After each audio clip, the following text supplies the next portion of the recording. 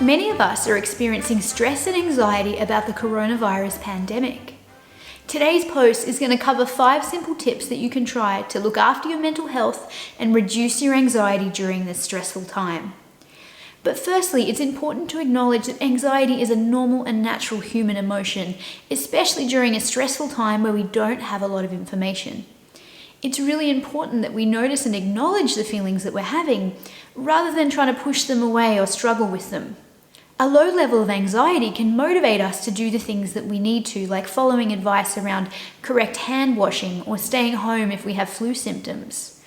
But if you're finding that your anxiety is stopping you from doing your usual daily activities or interfering with life, then it's important to seek help. So let's get started with some tips that you can try to look after your mental health.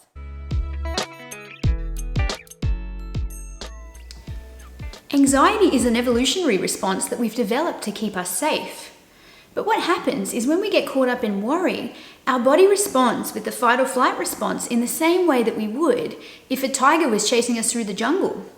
Often when we're worrying, there's no physical threat or danger right there, but we're thinking about something that might happen or that could happen that hasn't happened yet.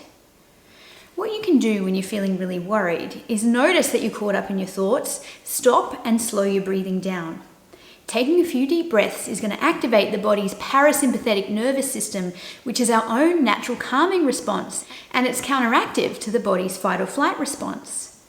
What you can do is try slowing your breathing down. You might use a technique such as timed breathing. You could breathe in for 4 seconds, hold for 2, and then exhale for 6 seconds. Repeat that a few times till you feel a little bit more calm and a little bit more in control. What you can also do when you're feeling a bit calmer is ask yourself a question. This is going to help engage our rational decision-making part of the brain, the prefrontal cortex. Ask yourself a question like, what is it I can do now that's in my control that's going to make me feel a bit better? So notice when you're worried, stop, slow your breathing down, and ask yourself the question about what you can do that's in your control right now.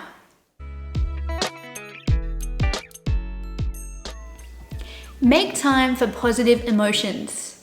Often when we feel really anxious and really stressed, we stop doing stuff that makes us feel good and we stop doing the fun stuff. But what happens when we're caught up in negative emotion is our thinking becomes much more narrow and much more negative, and we're a lot less creative and a lot less expansive in how we think. And then also our mood is affected. If we're thinking really negative or worried thoughts, it's understandable that we might feel a little bit low. It's really important that to cope with anxiety or stress that we experience positive emotions.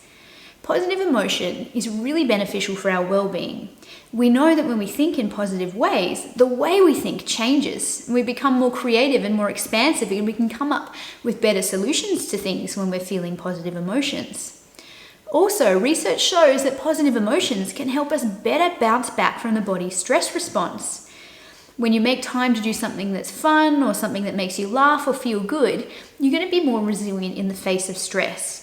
And doing positive things is going to help you to keep your mood feeling better when there's a lot of legitimately stressful things going on in the world. So make sure you do something fun, watch an episode of Friends, have a bit of a laugh, catch up with a good friend, have a laugh, have a chat, play your guitar, do something that feels good. Whatever it is that makes you feel good, make more time for positive emotions. It's going to help you to better cope with stress and to bounce back quicker.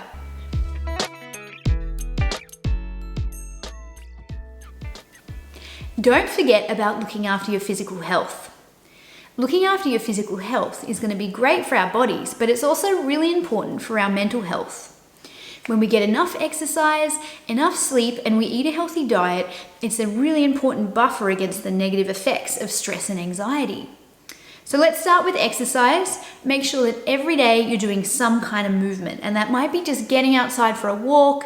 It could be shredding it at the gym. It could be doing some yoga at home. Whatever feels good for you, make sure that you have some kind of movement or activity every day. Also, it's going to help you to sleep better, and it's going to help you to feel a little bit calmer if you're finding that you're worrying a lot. So make sure that you're moving every day. Eating a healthy and balanced diet is also really important.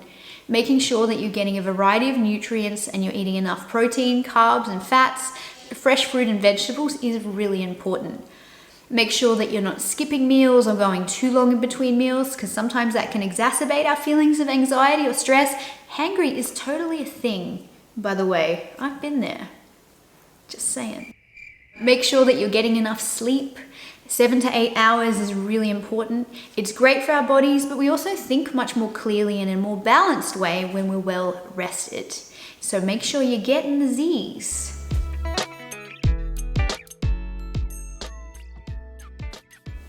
Consider acts of kindness or helping others. When we help others, it gives us a really good boost to our well-being and it makes us feel good. It's also a great distraction from worry and focusing on things that we can't necessarily control. And it might be doing something like checking in with an elderly relative or calling a friend and talking to them if they're worried. It could be helping someone with something practical like sharing your supply of toilet paper or bringing them something they need. Helping others is not only great for our own well-being, but it makes others feel good and it helps us to stay connected and to build our support network. So make sure that you use this time to also think of others. This is going to be a great distraction from how you're feeling and help you to cope better.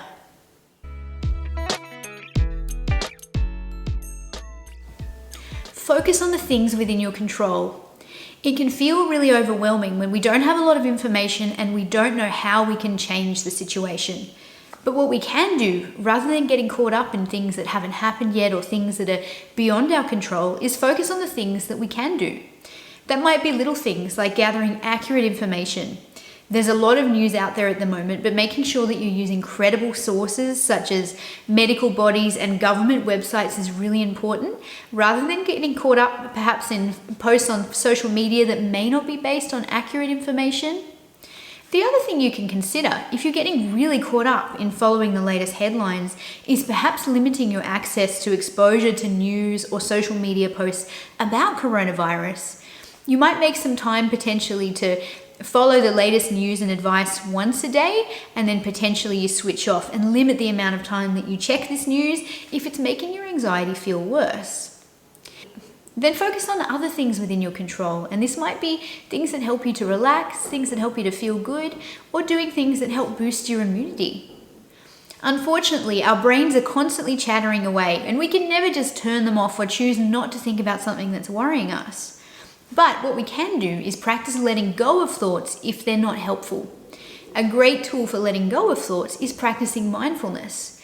If you're considering giving mindfulness a go, downloading a free app like Smiling Mind or an app where you can subscribe for regular mindfulness meditations such as Headspace or Calm is a great way to get guided mindfulness meditations from your phone, and you can practice integrating this into your day-to-day routine. Mindfulness is a great way to help us let go of thoughts and bring our attention back to the present.